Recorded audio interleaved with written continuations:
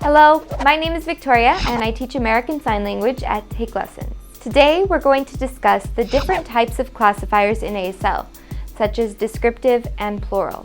We'll also go over a few examples of how to use classifiers in your sentences. So keep watching and don't forget to check out our free online ASL classes. So what are classifiers? In simple terms, classifiers are hand shapes. So that could be letter hand shapes or number hand shapes that we use to represent objects, people, size and shape, location, and movement. So there's various reasons why we use classifiers. Classifiers are used when we really need to make something visual. So if I want to describe that the book was thin, we don't have a sign for thin. So I'm going to use a classifier to show thinness. That's a letter G that I'm using to show thinness. In this context, it's not the letter G. It's a classifier being used to describe the object that I just mentioned. If I wanted to say that the school was next to my house, I would need to show you that. I could not say next to. It has to be a visual. So I would show you my house is here, set up with a classifier, point right next to it, and say that the school is there. That's showing you that the school is next to my house. Basically, the point of our classifiers is to show instead of just telling in English word order. The deaf community prefers when you sign using visual language. So that means you need to paint the picture. And that's exactly what classifiers will do for you. So there is a big difference between classifiers and other signs in ASL. In ASL, we have signs. They're dedicated signs that mean a specific thing. That is always the case. This always means sign. This always means mom. Those are signs. Basically, your words. Classifiers are not that way. Here's an example. This is a number 1, right? On its own, that's all it is. It's a number 1. But if I said me, well, now this is me.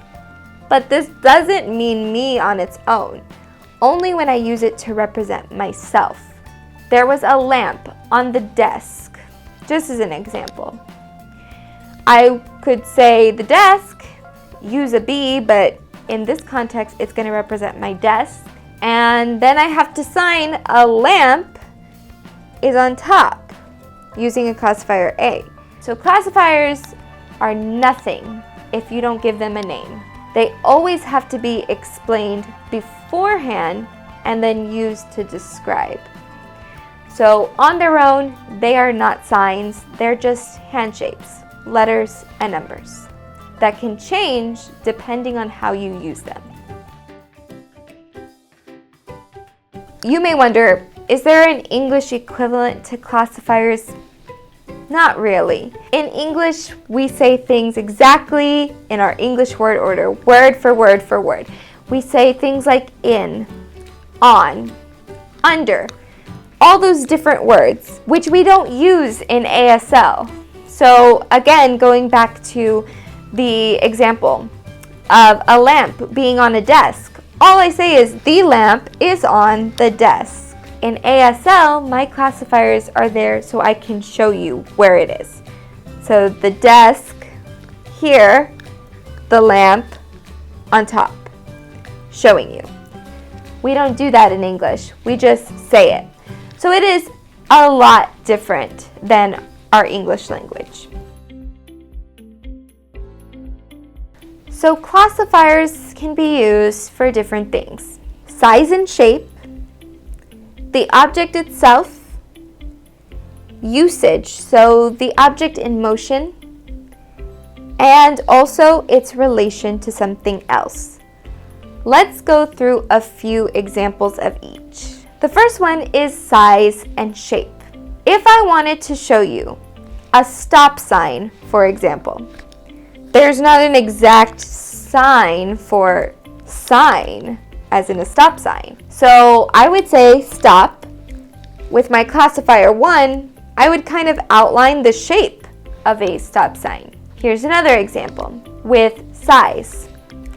If I wanted to say that the stack of papers was thick, there was a huge stack of papers, I wouldn't say big, and we don't have a word for thick. So what we do is we use the classifier C. So I would say the papers. I would show you that it was a stack with my classifier B, and then show you that it was thick with my classifier C. So that's how we use classifiers to show size and shape. Another way is identifying the object itself. This is important if you have to see its position. So for example, if I wanted to say that there is a bed in my room, I would show you my room and say the bed is in there. So I just sign bed, use a classifier for that. Same thing, if I wanted to say that there was a lamp on the desk, I would show you the desk here and the lamp on top. Another way is to show the objects in motion, usage. So if I wanted to say the car was swerving, well, we don't have a sign for swerving. And how would you explain it without classifiers? You really couldn't. So what we do is we set up car, classifier 3, and show the car swerving. If I wanted to stick with the same classifier and say that it turned right, I could show you that. All of it's visual, so I'm showing you the car or the object in motion. And lastly, its relation to something else. If I wanted to show you kind of direction, so previously we talked about the school next to my house, which again was my house is here and right next to it is the school. Well, I can show you that. You could even use a combination of the two. So if I wanted to say, I passed by my mom. So I would set up my mom. She's here, my object. Me, here, passed by. So not only did I set them up as the objects themselves, but then I showed you the motion. So those are some key ways that we can use classifiers in ASL.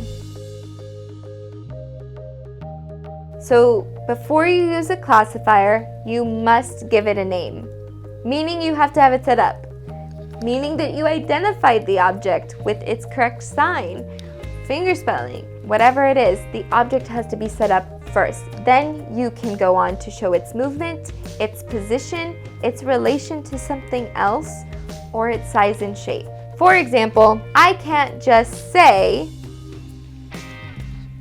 and that means I passed by my mom.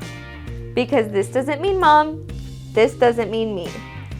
So really, that word picture serves no purpose. You have to show it.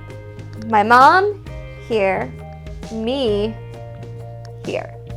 So before I even set the first classifier up, I say it's my mom. And before I set myself up and move it, I identify that it's me. That has to be done every single time you use classifiers. The most common mistakes when it comes to using classifiers is just forgetting to identify them beforehand. So you might throw this on there and that's supposed to mean your desk, but that doesn't really mean your desk. Another common mistake is not using the correct classifier. Perhaps we're trying to describe a cup on the desk, but we use a 1 or we use an A, and none of those classifiers correctly describe the cup. We should technically be using the C. So the best advice I can give you is learn all your classifiers. Learn what they can be used for. Each of them has a specific amount of things and specific objects that it can represent. They all serve a purpose.